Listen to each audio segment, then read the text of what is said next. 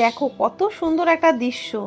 হনুমানটা এসছে, আমরা নবদ্বীপ গেছিলাম বিয়ে বাড়িতে, তা দাদা বাড়িতে দেখা করতে গেছিলাম, তখন দেখো দাদা মারা গেছে, বৌদি এখন একাই থাকে, দাদার মেয়েরও বিয়ে হয়ে গেছে। যাই হোক, দেখো হনুমানটা কি সুন্দর, রোজ আসে নাকি বলে, দেখো কি সুন্দর হাত দিয়ে, দেখো এই দেখো ঘুরঘুর ঘুরঘুর করে বাড়ির মধ্যে, জানো দাদা থাকতে তো খাবার এনে দিত, তো এখন তার বৌদির পক্ষে সেটা সম্ভব হয়ে ওঠে না। যাই হোক, দেখো একদম মানুষের মতন অবিকল, কিছু করেও না, কিন্তু কিন্তু শুধু খাবার পেলে খেয়ে চলে যায়, সামনে যদি কোনো খাবার পায়। দেখো কীরকম মানুষের মতন, হেভি লাগছে না? আসলে তো আমাদের আরও বেশি ভালো লাগে, কেন আমরা তো এই সমস্ত দেখতে পারি না না সহজে।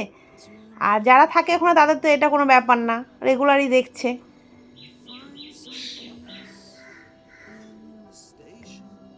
দেখো, ওই দেখো, আরও